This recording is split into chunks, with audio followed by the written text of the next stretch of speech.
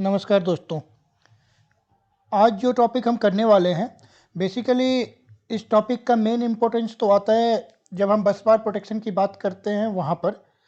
लेकिन इस टॉपिक को हमारे लिए समझना इसलिए आवश्यक है कि अभी जो हम अगला डिस्टेंस प्रोटेक्शन के एंसिलरी फंक्शन की बात करेंगे, जहाँ पर हम स्टेप प्रोटेक्शन को समझने की कोशिश करेंगे, वहाँ पर इस चीज़ की आवश्यकता आती है दोबारा से कि क्यों एक पर्टिकुलर बस बार स्कीम के अंदर या एक पर्टिकुलर बस स्कीम के अंदर स्टेप प्रोटेक्शन इनेबल करना होता है और क्यों एक पर्टिकुलर स्कीम के अंदर स्टेप प्रोटेक्शन ऑफ होता है।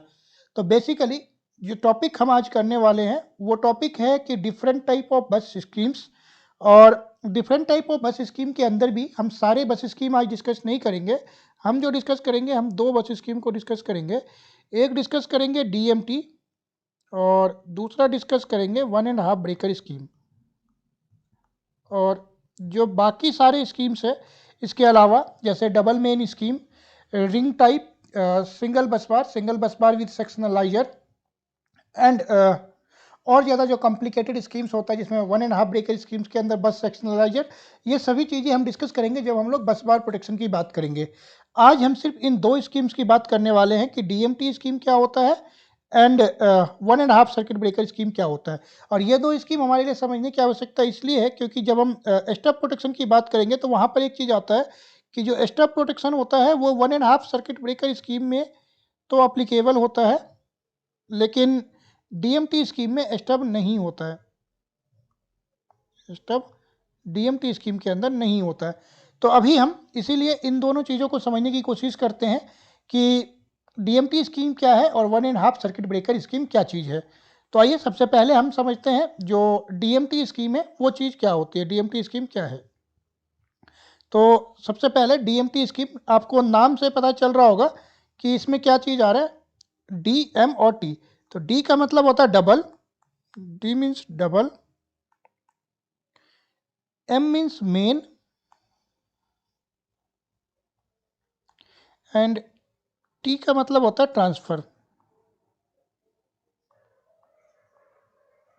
और जब मैं डबल मेन एंड ट्रांसफर की बात करूँ तो इसका मतलब क्या हो गया, डबल मेन मीन्स दो मेन बस बार होंगे, two main bus bars and one transfer bus, one transfer bus. तो इसी कारण से इसको डबल मेन एंड ट्रांसफर बस बार स्कीम कहा जाता है। कहीं कहीं पर इसी स्कीम्स को 3 बस बार स्कीम भी कहते हैं, क्योंकि आपको देख रहे हैं इसमें तो 3 अलग अलग बस आ रहे हैं, 2 मेन और 1 ट्रांसफर। तो इसको कुछ जगहों पर 3 बस बार स्कीम्स भी कहते हैं, इसी को 3 बस बार स्कीम्स भी कहा जाता है। लेकिन हम जो मोर जनरल कन्वेंशंस है, जो सबसे मेन कन्वेंशंस है, डीएमटी, उसी की बात कर रहे हैं। और आज हम अब आपको दिखाएंगे कि डीएमटी स्कीम्स क्या होता है और कैसे कैसे डीएमटी स्कीम काम करता है। डेफिनेटली हम यहाँ पर सभी चीज़ों के बारे में डिस्कस तो नहीं करने वाले, क्योंकि कुछ चीज़ें हैं जो कि सिर्फ बस बार प्रोटेक्शन के लिए एप्लीकेबल होगा, और वो टॉपिक हम तब करेंगे जब हम लोग बस बार की बातें करेंगे। तो जैसा कि आपको नाम से पता चल रहा है कि इसमें 2 मेन बस बार होगा। तो मान लेते हैं कि ये हमारा एक फर्स्ट बस बार है, जिसको कि हम नाम दे देते हैं कुछ भी, मान लीजिए बस 1। फिर इसी टाइप से हमारे पास एक सेकंड बस बार होगा, तो ये मान लेते हैं हमारा जो है सेकंड बस बार है, और इसका नाम हमने लिख दिया बस 2। फिर हमें नेक्स्ट क्या चाहिए, हमें चाहिए एक ट्रांसफ़र बस। तो नीचे एक और बस बना लेते हैं और इस बस को कहते हैं ट्रांसफ़र बस। तो यहाँ तक तो आपको कुछ इसमें है ही नहीं कि बस 1 एक बस, बस 2 दूसरा बस, और ट्रांसफ़र बस, तो तीनों मिला करके आपका 2 मेन बस बार और एक ट्रांसफ़र बस, तो ये हो गया आपका डीएमटी। अब आते हैं कि इनमें कनेक्शंस कैसे कैसे होते हैं।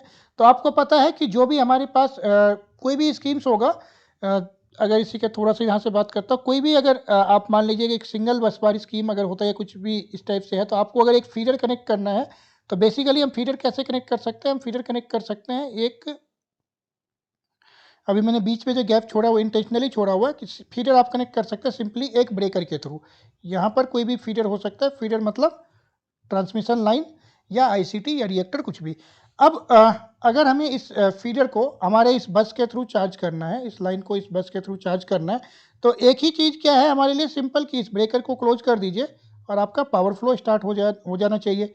बट जब कभी हमें इस ब्रेकर पे काम करना है, तो हमारे लिए इस ब्रेकर पे काम करने के लिए सबसे इम्पोर्टेंट चीज़ क्या है कि अगर मान लीजिए कि सिंपली ये बस से ये ब्रेकर ही कनेक्टेड है और कुछ भी नहीं है बीच में, कि सिंपल बस ये बस बार से जो है ये ब्रेकर कनेक्टेड है, यहाँ पर आपका कुछ भी नहीं है, यहाँ पर भी मतलब कुछ नहीं मीन्स आइसोलेटर नहीं है, सिर्फ कंडक्टर है, और ये जो है ब्रेकर ये क्लोज है, ये ब्रेकर आपका क्लोज है। तो अब अगर तो सिर्फ इस बस पर एक ही फीडर होता तो कोई प्रॉब्लम नहीं है, हम इसको कंडक्टर से जोड़ करके भी रखते तो भी हमारा काम हो जाता, क्योंकि उसके इसमें क्या है कि आप जैसे ही इस ब्रेकर को ओपन कर देंगे तो आपका फीडर भी आउट हो जाएगा, और इस केस में बस पर भी कोई दूसरा एलिमेंट कुछ कनेक्टेड नहीं है तो बस भी आउट है, हम ब्रेकर पे मेंटेनेंस आराम से कर सकते हैं। लेकिन एक्चुअल कंडीशन इतना सिंपल तो होता नहीं है कि आपका सिंगल बस बार विद सिंगल फीडर और सिंगल ब्रेकर स्कीम। तो हमारे लिए क्या होगा इस केस में कि अब मान लीजिए कि इस फीडर के अलावा आपके इसी बस बार पर कोई दूसरा फीडर भी था और उसको भी आपने सिंपल बस ब्रेकर के थ्रू कनेक्ट करके रखा हुआ, ये हमारा था फीडर 2। अब भले ही हमने इस फीडर को आउट कर दिया है मेंटेनेंस करने के लिए, लेकिन ये ब्रेकर तो आपका चार्ज है, दूसरा फीडर, और अगर ये दूसरा ब्रेकर चार्ज है तो आपका क्या है कि इस ब्रेकर के चार्ज होने के कारण से यहाँ से जो मतलब ये है इस एंड तक, ब्रेकर के इस एंड तक वोल्टेज डेवलप्ड रहे, हमेशा वोल्टेज अवेलेबल होगा, क्योंकि ये लाइन चार्ज है तो इस एंड तक वोल्टेज के हमेशा अवेलेबल होगा। तो हम ब्रेकर का मेंटेनेंस नहीं कर पाएंगे किसी भी कंडीशन में। सीबी का जब हमें एनुअल मेंटेनेंस या कोई भी मेंटेनेंस करना है तो वो मेंटेनेंस नहीं हो पाता है। अब इस मेंटेनेंस को करने के लिए, क्योंकि हमें मेंटेनेंस करना है, तो उसके लिए हमें क्या चाहिए होता है कि इस ब्रेकर के दोनों साइड एक कोई ना कोई इक्विपमेंट होना चाहिए जो कि हम ब्रेकर को आइसोलेट कर सकें। तो जो ब्रेकर के दोनों साइड जो इक्विपमेंट लगता है उसको कहते हैं आइसोलेटर। तो अब हमारा जो एक्चुअल में होता है फीडर इस टाइप से कनेक्टेड होता है, ये हो गया आपका एक फीडर, ठीक है। अब क्या है कि ये नॉर्मल टाइम पर जो हमारे ये आइसोलेटर्स होते हैं ये क्लोज रहता है, ये आइसोलेटर क्लोज रहेगा, ये आइसोलेटर क्लोज रहेगा और ये ब्रेकर क्लोज रहेगा। और जब कभी आपको मेंटेनेंस करना आप क्या करेंगे, बस ये ब्रेकर ओपन कर देंगे। अब ब्रेकर ओपन हो गया तो फीडर आउट हो गया, और फिर हम इन दोनों आइसोलेटर को ओपन करके इस ब्रेकर के ऊपर मेंटेनेंस का वर्क कर सकते हैं। तो सीबी मेंटेनेंस वर्क कब कर सकते हैं, जब उसके दोनों साइड का आइसोलेटर ओपन होता है। और आइसोलेटर आपने कब ओपन किया, आइसोलेटर तब ओपन किया जबकि आपने पावर फ्लो जीरो कर दिया, और इसी कारण से ऐसा कहा जाता है, मतलब जो ये होता है कि isolator is a no load switch. तो आइसोलेटर हमारा नो लोड स्विच हो जाता है। अब यहाँ तक जो ये चीज़ें बताना था, इसका मेन उद्देश्य ये था कि ये चीज़ें अगर आपको क्लियर है तो इसी का कंप्लीट रेप्लिका बनाया जाता है, चाहे वो डीएमटी स्कीम हो, चाहे 1.5 ब्रेकर स्कीम हो, चाहे कोई भी स्कीम हो। तो अब आपको एक चीज़ तो समझ में आ गया कि कोई भी स्कीम होगा तो उसमें आपको क्या चाहिए, फीडर कनेक्ट करने के लिए एक ब्रेकर और उसके दोनों साइड में आइसोलेटर्स। तो अभी अगर हम डीएमटी स्कीम की बात करेंगे तो आपका एक आइसोलेटर तो बस 1 के थ्रू आएगा, ये आइसोलेटर आ गया। सिमिलरली एक आइसोलेटर बस 2 के थ्रू होता है। तो ये 2 आइसोलेटर हो गए। तो इसके बाद क्या होगा, एक ब्रेकर होगा, ब्रेकर के दूसरे साइड में फिर से आइसोलेटर होता है, और अब ये जा करके आपका फीडर बन गया, मान लीजिए फीडर 1। इसी टाइप से आपका सेकंड फीडर होगा, तो सेकंड फीडर में भी आपका एक आइसोलेटर, दूसरा आइसोलेटर दूसरे बस के लिए, और यहाँ पर एक हमारे पास ब्रेकर, ब्रेकर के बाद एक आइसोलेटर, और ये जा करके कनेक्ट हो गया सेकंड फीडर में। इसी टाइप से आपके पास जितने भी फीडर्स होंगे, सपोज थर्ड फीडर कुछ है तो थर्ड फीडर का आपके पास दोनों आइसोलेटर हो गया, आइसोलेटर के बाद ये ब्रेकर आ गया, ब्रेकर के बाद फिर से एक आइसोलेटर आ गया, और इसके बाद ये फीडर 3 हो गया। जो आइसोलेटर्स होता है इनका नंबर्स होता है 89A फॉर बस बार 1 और 89B फॉर बस बार 2। 89L 89 आइसोलेटर का डिजिग्नेशन होता है, L means line isolator. Similarly 52 is for breaker, ये 52 second breaker, 52 this is third breaker. अब एक इम्पोर्टेंट चीज़ होता है, अभी मैं उसको भी डिस्कस करूंगा आपके साथ कि वो इम्पोर्टेंट चीज़ क्या होता है, उसको कहते हैं बस कपलर। ये हो गया हमारे पास बस कपलर, और अगर आप इसका नाम देखें, ये क्या कर रहा है, कपल कर रहा है, दो बस को आपस में जोड़ रहा है। तो दैट मीन्स इसमें हमेशा क्या होगा कि ये वाला ब्रेकर भी हमेशा क्लोज रहेगा, ये वाला आइसोलेटर भी हमेशा आपका क्लोज रहेगा, और ये वाला आइसोलेटर भी हमेशा क्लोज रहेगा, क्योंकि ये है हमारा बस कपलर। इसको हम कहते हैं बस कपलर। नेक्स्ट, अभी तक आप देखेंगे नीचे सभी में गैप छोड़ा हुआ है। जो गैप इंटेंशनली है वो इसलिए है क्योंकि अभी तक ट्रांसफर बस सर्विस में नहीं है, तो आपको ट्रांसफर बस के लिए भी एक अलग से बेस चाहिए। तो ये फर्स्ट बे का विद आइसोलेटर, सेकेंड बस के थ्रू आइसोलेटर, ब्रेकर, और ये हमारा एक आइसोलेटर के थ्रू इस पे कनेक्टेड होता है। और ये आपका एग्जैक्टली सेम होगा 89A, B, 52, 89C। और इस वाले को हम कहते हैं ट्रांसफर बस कपलर बे। अब जो सबसे इम्पोर्टेंट चीज़ होता है कि अभी इसमें जब हमने ट्रांसफर बस कपलर बनाया तो एक नीचे में एक और आइसोलेटर्स होता है जो कि होता है ट्रांसफर बस आइसोलेटर। इसको मैं रेड कलर से दिखा रहा हूँ जिससे कि हमारे लिए डेजिग्नेट करना ईजी हो जाए कि ये थर्ड आइसोलेटर जो है ये ट्रांसफर बस आइसोलेटर है। अब इस आइसोलेटर का आप कुछ भी नाम दे सकते हैं, 89C क्योंकि वहाँ दिया था तो हम इसको भी 89C, 89C और 89C बोल सकते हैं। ये सब आपको पता ही है, 89AB, 89AB है। अब नॉर्मल टाइम पर कोई भी फीडर किसी एक बस के थ्रू चार्ज हो सकता है। दैट मीन्स सपोज कर लीजिए फीडर 1 जो है वो बस 1 के थ्रू चार्ज है, तो इसका आइसोलेटर 89A क्लोज रहेगा, आइसोलेटर 89B क्लोज रहेगा, इसका ब्रेकर क्लोज रहेगा। ठीक है। सिमिलरली मान लेते हैं कि सेकंड फीडर बस 2 के थ्रू चार्ज है, तो इसका ये दोनों आइसोलेटर ब्रेकर ये से चार्ज हो गया और ये हमारा सेकंड फीडर चार्ज हो गया। थर्ड फीडर को हम मान लेते हैं कि वो हमारा फिर से बस 1 के थ्रू चार्ज है, तो ये थर्ड फीडर हो गया। नॉर्मल वर्किंग कंडीशंस में ट्रांसफर बस जो है नॉर्मल टाइम पर, ड्यूरिंग नॉर्मल ऑपरेशन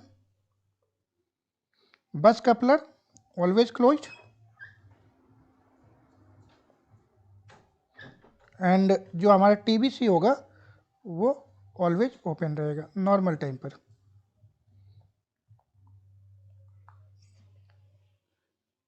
अब हमारे लिए सबसे इंपॉर्टेंट चीज़ आता है, ये वाला तो जो वर्किंग है बहुत ही सिंपल सा है। मान लीजिए अभी जैसे फीडर 1 है वो बस 1 के थ्रू चार्ज है, और बस 1 के थ्रू चार्ज का क्या मतलब है, आप यहाँ पर अगर देख रहे होंगे तो 89A क्लोज है, ब्रेकर क्लोज है और आइसोलेटर क्लोज है। इसी कारण से ये जो है आपको बस 1 के थ्रू इसमें पावर फ्लो चल रहा है।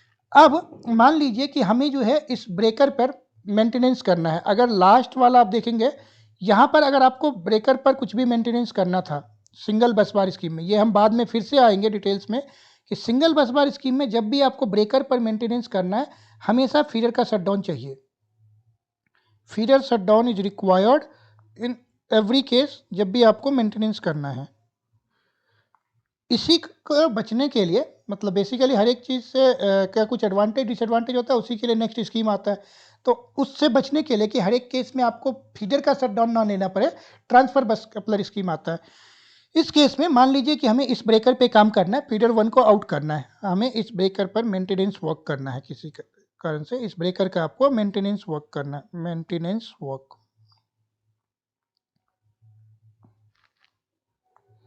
ठीक है।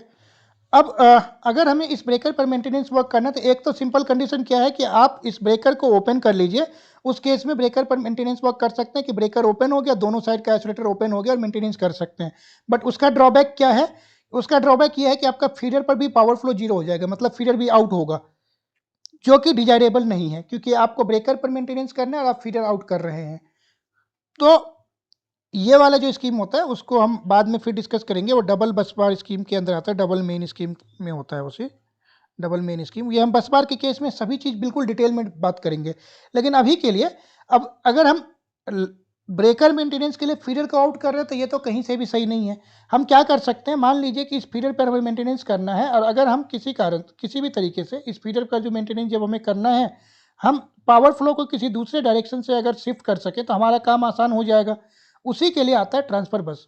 अब मान लीजिए कि हमें इस ब्रेकर पर काम करना है तो हम पावर फ्लो को कैसे शिफ्ट कर सकते हैं ट्रांसफर बस पर। सबसे पहले आपको ये पता है कि ये फीडर बस 1 पर है, आप ट्रांसफर बस का भी बस 1 क्लोज कर लीजिए, 89A क्लोज कर दीजिए। आपने 89A क्लोज कर लिया, उसके बाद इस ट्रांसफर बस का C आइसोलेटर क्लोज कर लीजिए।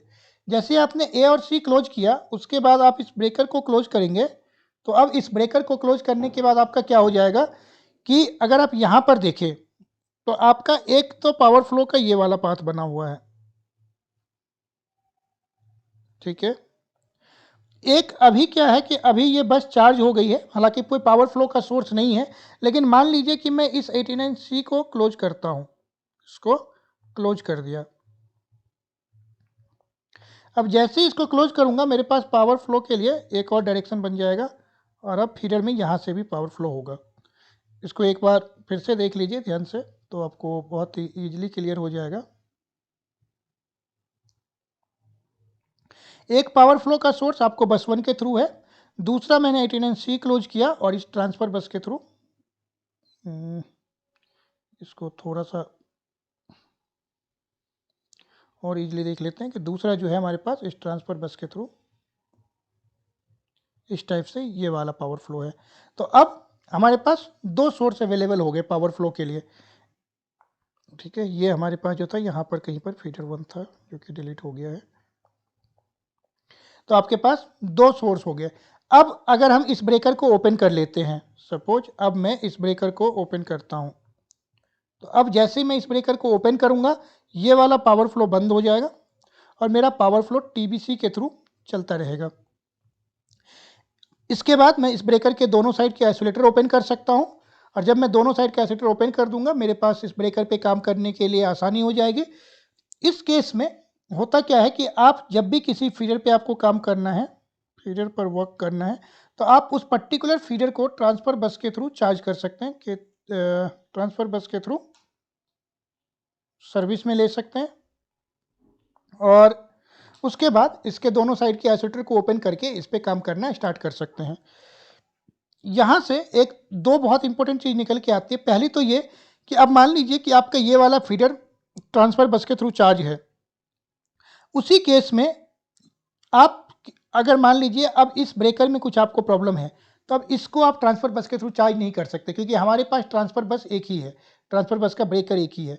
तो इस स्कीम में जो डबल मेन स्कीम होता है इसका एडवांटेज क्या होता है कि आप किसी एक पर्टिकुलर सर्किट ब्रेकर पर, वन सर्किट ब्रेकर के ऊपर जब आपको मेंटेनेंस करना है, 1 CB का मेंटेनेंस करना आपके लिए इजी हो जाता है क्योंकि 1 CB पर मेंटेनेंस करने के लिए आप उसे टीबीसी पर शिफ्ट कर सकते हैं। बट 1 का मतलब ओनली 1 है, एक ही सीबी को कर सकते हैं, एक से ज़्यादा नहीं कर सकते क्योंकि हमारे पास ट्रांसफर बस की लिमिटेशंस होती है। तो एक तो ये हो गया। दूसरा चीज़ कि आप एक तो ट्रांसफर बस पर काम करने के लिए कर सकते हैं।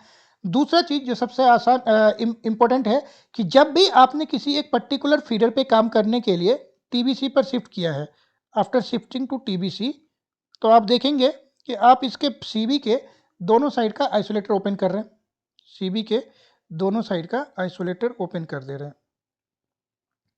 इसके एक साइड का आइसोलेटर तो जो है वो बस आइसोलेटर है, बस आइसोलेटर जो कि 89A या B में से कोई भी हो सकता है। और दूसरे साइड का जो आइसोलेटर है उस आइसोलेटर का डेजिग्नेशन था 89L और ये हमारे लिए बहुत इंपॉर्टेंट होता है क्योंकि जब हम स्टब प्रोटेक्शन की बात करेंगे तो यहाँ से ही आपको समझ में आएगा। अभी के लिए आप एक चीज़ बस नोट करके रखिए कि डीएमटी स्कीम के अंदर, इनसाइड द डीएमटी स्कीम,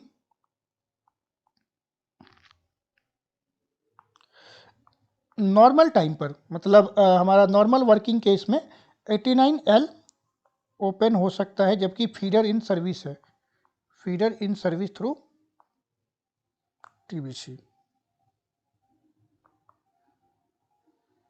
तो फीडर सर्विस में है टीवीसी के थ्रू, फिर भी 89L ओपन रहता है।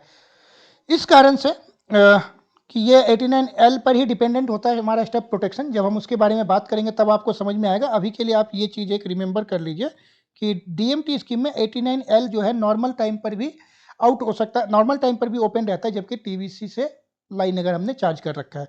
अब कुछ चीज़ें बहुत ध्यान देने वाली बात यह है कि अभी टीवी जब हम डीएमटी स्कीम की बात करते हैं, हालांकि इसको बहुत डिटेल में हम बस बार के टाइम पर फिर से पढ़ेंगे, लेकिन एक बहुत इंपॉर्टेंट चीज़ था कि ये जो डीएमटी स्कीम था इसमें एक चीज़ था कि बस कपलर लगाया हुआ है।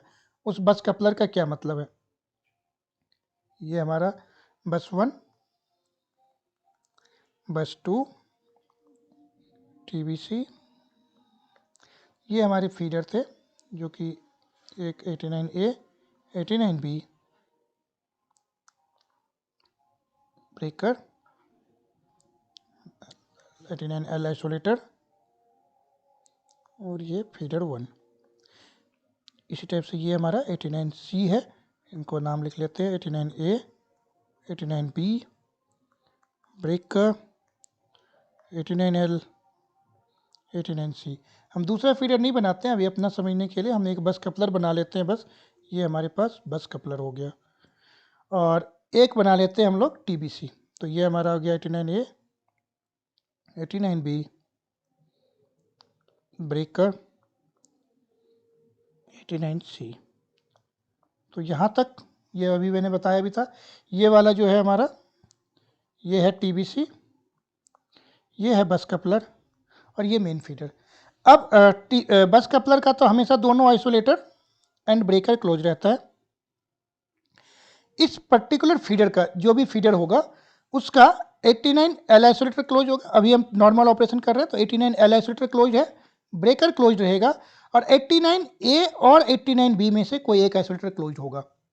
अब इन दो आइसोलेटर को लगाने के पीछे रीजन क्या होता है और बस कपलर का क्या यूज होता है वो हम समझते हैं। बेसिकली अभी अगर आप देखेंगे तो कोई भी फीडर, जो मैं पीछे यहाँ पर भी बात कर रहा था कि कोई भी फीडर या तो बस 1 के थ्रू कनेक्टेड हो सकता है या बस 2 के थ्रू कनेक्टेड हो सकता है, बस 2 बस 1, इसी टाइप से। नेक्स्ट अगर कोई होगा तो बस 1, तो बस 1 बस 2 के थ्रू किसी से भी कनेक्टेड हो सकता है। अब मान लीजिए किसी एक टाइम पर हमारा जो है 89A आइसोलेटर में कुछ प्रॉब्लम है। अब 89A आइसोलेटर में प्रॉब्लम है और हमें जो है लाइन को हम आउट नहीं कर सकते। हमारा 89A आइसोलेटर में, इस आइसोलेटर में प्रॉब्लम है, 89A आइसोलेटर में प्रॉब्लम है। तो अब आपके पास दो चीज़ है, या तो आप इस प्रॉब्लम को अटेंड करने के लिए इस ब्रेकर को ओपन करिए, साथ ही साथ इस बस से कनेक्टेड और जो भी फीडर्स होंगे उन सभी को ओपन कर लीजिए और इस आइसोलेटर पर काम कर सकते हैं।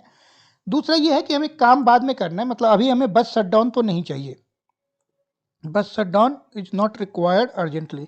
और अभी इसके बारे में हम ज़्यादा डिटेल में बात नहीं करेंगे, हम इसके बारे में फिर से आएंगे जब अपना बस बार वाला सेशन स्टार्ट करेंगे तब, कि ये कैसे कैसे बस के शटडाउन और इनके साथ कैसे लिंक होता है। तो अभी मान लीजिए कि हमें जो है 89A आइसोलेटर में कुछ प्रॉब्लम है, हमें पता है कि 89A में प्रॉब्लम है, हम लाइन को 89B आइसोलेटर पे शिफ्ट करना चाहते हैं। तो एक तो तरीका ये है कि आप ब्रेकर ओपन कर लीजिए, उसके बाद 89B आइसोलेटर क्लोज कर लीजिए, और 89A आइसोलेटर को ओपन करके और फिर वापस ब्रेकर क्लोज कर लीजिए, तो हमारा लाइन इससे चार्ज हो जाएगा। बट वो एक अच्छा तरीका नहीं है। अच्छा तरीका तो क्या होता कि हम इस फीडर को कभी आउट ही ना करें और A और B की स्विचिंग कर सके, उसी के लिए बस कपलर आता है। बस कपलर का जैसे कि आपको नाम से ही पता चल रहा होगा, ये जो बस कपलर है उसका नाम से पता चल रहा है कि ये बस को कपल कर रहा है, ये बस को कपल कर रहा है। अब बस को कपल करने का क्या मतलब है कि मान लीजिए ये बस जो है इसके यहाँ का वोल्टेज है 220 kV। जब ये आइसोलेटर ब्रेकर ये सब कुछ क्लोज है तो इस मीन्स यहाँ का भी वोल्टेज 220 kV मेंटेन होगा। तो ये वोल्टेज 220 kV हो गया, ये भी 220 kV। अब इससे होता क्या है, इससे होता ये है कि अगर आप देखें इस आइसोलेटर के एक एंड पर और दूसरे एंड का वोल्टेज, नॉर्मली जब 89A क्लोज था यहाँ का वोल्टेज भी आपका 220 kV है, यहाँ का वोल्टेज बस कपलर के कारण से ये भी 220 kV हो गया। अब क्योंकि ये लाइन चार्ज है, लाइन इस बस से कनेक्टेड है, तो ये लाइन भी हमारा 220 kV की ही लाइन होगी, कोई भी लाइन है 220 kV की लाइन होगी। तो इस एंड से 220 kV आ रहा है, आइसोलेटर क्लोज है, ब्रेकर क्लोज है, इस एंड पर भी आपका 220 kV हो गया। दैट मीन्स अगर आप देखें तो इस आइसोलेटर के एक एंड पर 220 kV है, ये एक आइसोलेटर है, इस आइसोलेटर के यहाँ पर 220 kV वोल्टेज है, इस आइसोलेटर के यहाँ पर भी 220 kV वोल्टेज है। तो टोटल जो पोटेंशियल डिफरेंस है, पोटेंशियल डिफरेंस, वो पोटेंशियल डिफरेंस कितना होगा, 0। अब इससे होता क्या है, अभी मैं आपको एक चीज़ बता रहा था और आप लोगों ने पढ़ा भी होगा कि आइसोलेटर को हम कहते हैं नो लोड स्विच, आइसोलेटर को कहते हैं नो लोड स्विच। अब नो लोड का क्या मतलब होता है, नो लोड, नो मीन्स 0 और लोड मीन्स पावर। तो आइसोलेटर वो स्विच है जिसको कि 0 पावर के केस में ही ऑपरेट कर सकते हैं, और वो हमने स्टार्टिंग में अपने बेसिक्स में भी देखा था कि आइसोलेटर का ऑपरेशन हम कब करते हैं, जब हमने ब्रेकर को ओपन कर रखा है। तो अब 0 पावर का क्या मतलब होता है, अगर मैं पावर फैक्टर की बात नहीं करता हूं तो पावर आपको पता है, पावर जो है, पावर होता है प्रोडक्ट ऑफ V इंटू आई। तो पावर 0 कब हो सकता है, या तो करंट का वैल्यू 0 हो, करंट का वैल्यू जीरो होने का मतलब वही है जो कि अभी मैं बता रहा था कि आइसोलेटर का अगर आपको ऑपरेशन करना है तो आप इसको ब्रेकर ओपन कर लीजिए और फिर आइसोलेटर को ऑपरेट कर सकते हैं। या दूसरा क्या है कि जो वी है, वी बेसिकली क्या होता है, वी होता है पोटेंशियल डिफरेंस, कि जो आपका पोटेंशियल डिफरेंस है वो जीरो हो। अब अगर आप देखें इस वाले कंडीशन में अगर बस कपलर लगाया हुआ है तो यहाँ का वोल्टेज और यहाँ का वोल्टेज बराबर होने के कारण से इसके अक्रॉस जो पोटेंशियल है, जो ये पोटेंशियल डिफरेंस है यहाँ पर, वो पोटेंशियल डिफरेंस जीरो हो जाता है। और इस पोटेंशियल डिफरेंस के जीरो होने के कारण से इस आइसोलेटर को नॉर्मल टाइम पर भी हम ओपन या क्लोज कर सकते हैं। मतलब अगर 89A है तो ओपन कर सकते हैं, बी अगर पहले से हमारा वो है तो क्लोज कर सकते हैं। अगर बस कपलर नहीं लगा होता तो क्या होगा, बस कपलर नहीं लगा हुआ है, ये मान लीजिए बस कपलर जो है ये नहीं है, बस कपलर नहीं है तो ये इस बस का कुछ अलग वोल्टेज चल रहा होगा, इस बस का कुछ अलग वोल्टेज चल रहा होगा, डिपेंडिंग अपॉन कि कितना आपका पावर फ्लो चल रहा है, क्या भी चल रहा है, क्या एक्टिव पावर इसमें जो भी है, तो दोनों बस का अपना अलग अलग कोई वोल्टेज होगा। अगर अलग अलग वोल्टेज होगा तो डेफिनेटली फिर आप इस पॉइंट और इस पॉइंट के बीच का पोटेंशियल डिफरेंस अलग अलग होगा, और फिर जो है आप इस आइसोलेटर को नॉर्मल टाइम पर नहीं लगा सकते या ओपन कर सकते हैं या क्लोज कर सकते हैं। तो इसी कारण से बस कपलर का यूज जो है, अब आपको समझ में आया बस कपलर क्या, दोनों बस को कपल करता है। दोनों बस को कपल करने के कारण से वो आइसोलेटर का जो ऑपरेशन होता है वो ऑन लोड स्विचिंग के लिए, ऑन लोड आइसोलेटर स्विचिंग में हेल्प करता है, ऑन लोड आइसोलेटर स्विचिंग में हेल्प कर देता है। हम बहुत ज़्यादा ग्रेटर डिटेल्स में कि 89A के ओपन क्लोज से क्या फ़र्क पड़ेगा या 89B के ओपन क्लोज से क्या फ़र्क पड़ेगा, इसके बारे में बहुत ज़्यादा डिटेल में पढ़ेंगे जब हम लोग आएंगे बस बार स्कीम्स की बात करेंगे, क्योंकि बस बार स्कीम्स में इसके बहुत ज़्यादा यूजेज होते हैं। अभी के लिए बस हमने इतना समझने का हमारा मेन पर्पज़ ये था कि हमारे लिए अभी ये था ज़रूरी कि हम डीएमटी स्कीम को अच्छे से समझ सकें, कि एक डीएमटी स्कीम के अंदर अभी आपको कुछ चीज़ें तो बिल्कुल क्लियर हो गई कि डीएमटी का पहला तो मतलब क्या होता है, डी मीन्स डबल और M means main. Double main means दो मेन बस बार होंगे, तो टू मेन बस बार होंगे। Next thing is T, T means transfer. नाम से पता चल रहा है कि एक बस बार होगा आपका ट्रांसफर बस, और ये ट्रांसफर बस हमारा किस पर्पज के लिए होगा, ये होगा जब हमें किसी ब्रेकर पर एएमपी या मेंटेनेंस वर्क करना है, एनुअल मेंटेनेंस वर्क, तो जब हमें इस पर मेंटेनेंस करना है या कुछ इमरजेंसी में शटडाउन लेना है फीडर का, मतलब ब्रेकर का, फीडर का तो नहीं, इमरजेंसी में कुछ मेंटेनेंस करना है, एएमपी करना है, कुछ भी काम करना है ब्रेकर पर, तो उस केस में फीडर आउट किए बिना हम ट्रांसफर बस के थ्रू चार्ज कर सकते हैं, ट्रांसफर बस के थ्रू टीबीसी के थ्रू चार्ज कर सकते हैं। तो उसके लिए हमारा ये होता है कि आउटेज मिनिमम हो जाता है। थर्ड, बस कपलर। बस कपलर दोनों बसेस को कपल करने के लिए, टू बसेस को कपल्ड करने के लिए यूज होता है, और इसके कपल्ड करने से क्या होता है कि जो हमारा आइसोलेटर्स के ऑपरेशंस होते हैं, आइसोलेटर स्विचिंग में हेल्प करता है। ये थर्ड इंपॉर्टेंट पैरामीटर्स है इसका।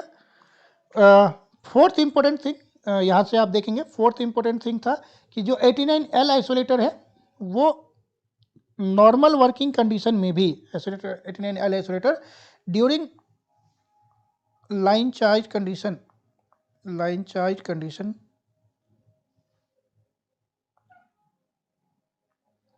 भी ये 89L आइसोलेटर आपका ओपन हो सकता है।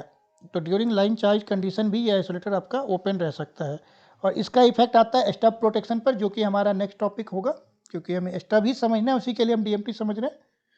फिर नेक्स्ट एक और चीज़ होता है, आप देखे होंगे अभी तक कि इसमें 89A और 89B का ऑपरेशन किसी भी टाइम पर कर सकते हैं, किसी भी फीडर को किसी भी आइसोलेटर के थ्रू कर सकते हैं। इससे क्या होता है कि कोई भी फीडर किसी भी बस के थ्रू कनेक्ट हो सकता है, any feeder can be connected to any bus, feeder can be connected to any bus, any feeder to any bus. और इसीलिए इस टाइप का जो बस बार स्कीम्स होता है उसको हम कहते हैं रिकॉन्फ़िगरेबल बस बार, और इसके बारे में हम रिकॉन्फ़िगरेबल, और इसके बारे में हम बात करेंगे जब हम बस बार स्कीम्स की बात करेंगे। अभी तो हमारे लिए वो सेकेंडरी टॉपिक्स है। तो अगर आपको यहाँ तक की चीज़ें क्लियर है तो आपके लिए स्टब प्रोटेक्शन समझना बहुत ही आसान हो जाएगा। अब इसी के साथ हम इसी में ही एक और टॉपिक है नेक्स्ट, जो कि हमारा होता है 1.5 ब्रेकर स्कीम्स। तो हम 1.5 ब्रेकर स्कीम्स को भी समझने की कोशिश करते हैं। 1.5 जैसे कि आपको नाम से पता चल रहा है, नेक्स्ट जो हमारा स्कीम होता है वो होता है 1.5 ब्रेकर स्कीम, 1.5 CB स्कीम्स। अब 1.5 का क्या मतलब हो गया कि 1.5 CB, लेकिन हमें पता है कि ब्रेकर तो 1.5 हो ही नहीं सकता, ब्रेकर एदर 1 हो सकता है और 2 हो सकता है। तो 1.5 का मतलब क्या हो सकता है कि 2 फीडर के लिए 3 CB, 2 फीडर 3 CB। तो 1.5 ब्रेकर स्कीम्स में बेसिकली क्या होता है, 2 ब्रेकर्स होते हैं 3 CB के, 2 फीडर शेयर करते हैं 3 ब्रेकर्स को, या 3 ब्रेकर 2 फीडर्स के लिए होता है। तो बहुत ही सिंपल सा इसका, अभी हम बहुत डिटेल में नहीं जाएंगे, अभी बहुत ही सिंपल से इसकी स्कीम के बारे में बात करेंगे। तो ये हमारा 2 बस बार हो गया, सपोज ये बस बार 1 है और ये सेकेंड हमारा हो गया बस बार 2। इन दोनों बस बार के बीच में आपके लिए 3 ब्रेकर होंगे। तो ये फर्स्ट ब्रेकर, ये सेकेंड ब्रेकर और ये थर्ड ब्रेकर। दोनों ब्रेकर से हमारा ये फीडर निकल गया, एक फीडर इधर आ गया,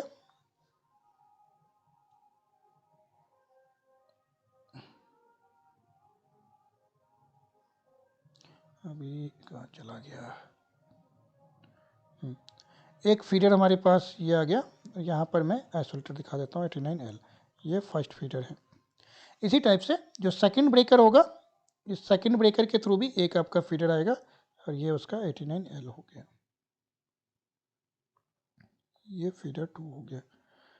अब नेक्स्ट दोनों ब्रेकर के क्रॉस, दोनों ब्रेकर के दोनों साइड आपको पता है कि हम आइसोलेटर लगाते हैं। तो ये आपका एक ब्रेकर हो गया, दूसरे ब्रेकर के दोनों साइड भी आइसोलेटर हो गया। सिमिलरली तीसरे ब्रेकर के दोनों साइड भी आइसोलेटर हो गया। तो ये आपका फर्स्ट फीडर के साथ का कनेक्शन हो गया। सिमिलरली आपका सेकंड भी कुछ भी हो सकता है, यहाँ पर हमारा 89L हो सकता है और ये फीडर 3 मान लेते हैं। इसी टाइप से इसका टाई फीडर हो गया और टाई ब्रेकर हो गया,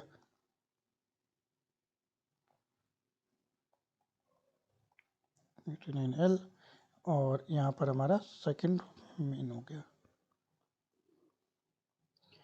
अब इसको 89A 89B और ब्रेकर जो है उसका हम पूरा इतना डिटेल में नहीं जाते। इस स्कीम में जैसे आप देखेंगे तो अभी यहाँ पर आपको क्या दिख रहा है, एक ब्रेकर, दूसरा ब्रेकर, तीसरा ब्रेकर जो कि 2 बस के बीच में कनेक्टेड है, और 3 ब्रेकर से 2 फीडर कंट्रोल हो रहे हैं। 3 ब्रेकर से 2 फीडर कैसे कंट्रोल हो रहे हैं, अगर मान लीजिए आपका सिर्फ ब्रेकर 1 ये वाला ब्रेकर क्लोज है तो आपका ये फीडर चार्ज रह सकता है सिर्फ एक ब्रेकर के थ्रू, या इस ब्रेकर पर अगर हमें मेंटेनेंस करना है, CB पर कोई भी मेंटेनेंस करना है, सपोज इस CB पर कुछ मेंटेनेंस वर्क करना है, अगर हमें इस CB पर कुछ मेंटेनेंस वर्क करना है तो हम क्या कर सकते हैं, इस CB को शट डाउन कर सकते हैं और सिर्फ हमारा ये सर्किट ब्रेकर और ये सर्किट ब्रेकर अगर क्लोज है तो इस बस के थ्रू इस टाइप से आपका पावर फ्लो मेंटेन रहेगा। सिमिलरली इधर वाला फीडर के लिए भी अगर ये वाला ब्रेकर आउट है तो इस बस के थ्रू पावर फ्लो हो सकता है, अगर ये वाला ब्रेकर चार्ज है तब तो इसी बस के थ्रू पावर फ्लो आपका रहेगा ही। अगर आपको टाई ब्रेकर आउट कर रखा है तो दोनों फीडर अपने अपने इंडिविजुअल बस से चलेंगे। तो हर एक केस में रिडंडेंसी मेंटेन्ड होती है, और 1.5 ब्रेकर स्कीम्स में जो आपका है सबसे हाईएस्ट रिडंडेंसी होती है, हाईएस्ट रिडंडेंसी होती है, कंटिन्यूटी ऑफ सप्लाई हमेशा मेंटेन्ड होती है।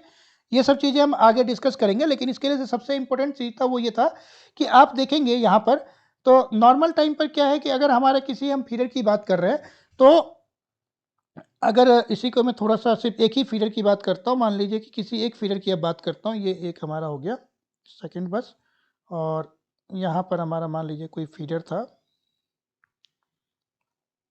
ये 89A आइसोलेटर हो गया, ये ब्रेकर है, ये सेकंड आइसोलेटर है और इसके थ्रू हमारा ये फीडर इस टाइप से कनेक्टेड है। लाइकवाइज ये टाई वाला हो गया और यहाँ से हमारा सेकंड फीडर कनेक्टेड है और ये हमारा सेकंड बस है। इस स्कीम में अब मान लीजिए कि नॉर्मल टाइम पर अगर हमारा कभी कुछ काम करना है, यहाँ पर लाइन आइसोलेटर होगा और लाइन आइसोलेटर के इधर में हमारा अर्थ स्विच होगा, ये हमारा अर्थ स्विच है, बस 1 बस 2। इस स्कीम के अंदर सबसे मेन चीज़ क्या होता है कि अगर मान लीजिए कभी आपको फीडर 1 का शटडाउन चाहिए, तो आप फीडर 1 का शटडाउन कैसे कर सकते हैं? आप इस ब्रेकर को ओपन कर लीजिए, सेम टाइम इस ब्रेकर को भी ओपन कर लीजिए। इन दोनों ब्रेकर को ओपन करने के बाद इस फीडर का शटडाउन हो जाएगा। तो फीडर शटडाउन के लिए आपको क्या चाहिए? सपोज ये ब्रेकर 1 है, ये ब्रेकर 2 है, तो सबसे पहले आप जो है CB152 को ओपन करेंगे और CB252 को ओपन करेंगे। इन दोनों को ओपन करने के बाद आप जो 89L है, इस 89L को ओपन करेंगे तो आपका फीडर जो है परमानेंट आउट हो जाएगा। फीडर परमानेंट आउट होने के बाद जब मान लीजिए कि हमने इस अर्थ स्विच को क्लोज कर दिया है, इस अर्थ स्विच को क्लोज कर दिया है, अर्थ स्विच क्लोज है, तो उसके बाद अब हम मान लीजिए हमें लाइन साइड में हमारा सारा आइसोलेट हो गया, उस टाइम पर हम इस पर्टिकुलर बे को इसके आइसोलेटर क्लोज कर करके चार्ज रख सकते हैं, क्योंकि अब अगर इसको हमने चार्ज भी किया है तो आपका क्या है, क्योंकि लाइन आइसोलेटर ये आइसोलेटर ओपन है तो लाइन में पावर फ्लो नहीं होगा, मतलब लाइन तो आपका आइसोलेटेड है, उधर लोग काम कर ही सकता है क्योंकि लाइन इसके आगे से स्टार्ट हो रहा है, तो इधर तो लोग काम कर ही सकता है, लेकिन आपका ये जो डाया है, ये यहाँ से यहाँ तक ये फुल डाया जो है ये चार्ज है, इसको डाया बोलते हैं तीनों ब्रेकर मिला करके, तो ये फुल डाया चार्ज है। अब अगर ये फुल डाया चार्ज है तो इसमें आप एक इंपॉर्टेंट चीज़ देख रहे होंगे, वो इंपॉर्टेंट चीज़ क्या है कि हमारा 89L ओपन है ड्यूरिंग लाइन शटडाउन के केस में हमारा 89L ओपन है। अब अगर इसी को मैं थोड़ा सा जूम करूं तो यहाँ पर क्या है कि आपका ये लाइन था और ये 89L आइसोलेटर है।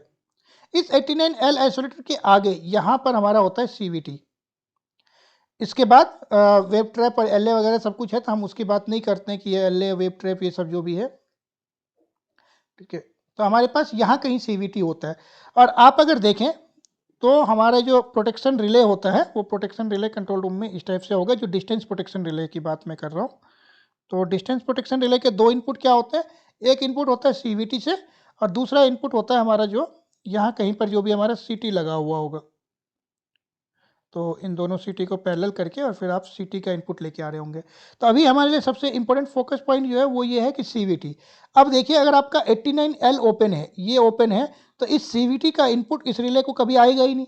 अगर CVT का इनपुट रिले को नहीं आया तो उस केस में क्या हो जाएगा कि CVT का इनपुट नहीं आएगा रिले में, अगर CVT input not available to relay, और CVT इनपुट रिले में अगर अवेलेबल नहीं है तो इससे क्या ड्रॉबैक होगा कि V इज इक्वल टू 0 और जो आपका Z होता है V/I वो कैलकुलेट ही नहीं होगा। तो इसको हम बिल्कुल डिटेल में PPT के थ्रू समझने की कोशिश करेंगे, लेकिन यहाँ पर यही इंपॉर्टेंट था कि 1.5 CB स्कीम में रिलायबिलिटी वगैरह तो ठीक है, सब कुछ रहता है, लेकिन डिस्टेंस प्रोटेक्शन के लिए एक एडिशनल चैलेंजेज आता है कि आपका 89L आइसोलेटर ओपन है और अगर आपने डाया चार्ज करके रखा हुआ है, डाया चार्ज करके रखा हुआ है, तो उस केस में डिस्टेंस प्रोटेक्शन काम नहीं करता है।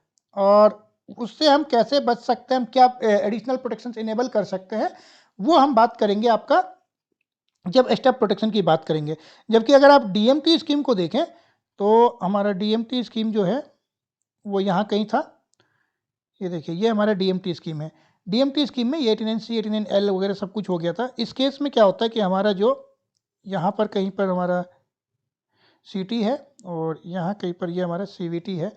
तो अगर आप देखें तो इस केस में ये रिले है और रिले को CVT का इनपुट हमेशा मिलता रहता है, CT का इनपुट भी हमेशा आता रहता है। हमेशा CVT का इनपुट मिलने का मतलब ये CVT है और ये CT है। हमेशा CVT का इनपुट मिलने का मतलब क्या है कि आपका फीडर चाहे मतलब ट्रांसफर बस के थ्रू चार्ज है, मतलब 89L ओपन है चाहे 89L क्लोज है, CVT के इनपुट पर कोई फर्क पड़ता नहीं है रिले में। इसी कारण से DMT स्कीम में स्टब का ट्रीटमेंट अलग टाइप से होता है, या स्टब इनेबल ही नहीं करते हैं या कैसे करते हैं वो हम आगे डिस्कस करेंगे PPT के माध्यम से। और 1.5 ब्रेकर स्कीम में क्योंकि आपका 89L आइसोलेटर ओपन है नॉर्मल कंडीशन में, 89L आइसोलेटर ओपन होने के कारण से CVT का इनपुट मिस होता है रिले के लिए, डिस्टेंस प्रोटेक्शन रिले के लिए, और डिस्टेंस प्रोटेक्शन रिले वर्क नहीं कर सकता है, इसलिए वहाँ पर एडिशनल प्रोटेक्शन इनेबल किया जाता है जो कि स्टेप प्रोटेक्शन होता है। और स्टेप प्रोटेक्शन कैसे काम करता है ये हम डिस्कस करेंगे एक PPT के माध्यम से आने वाले सेशंस में।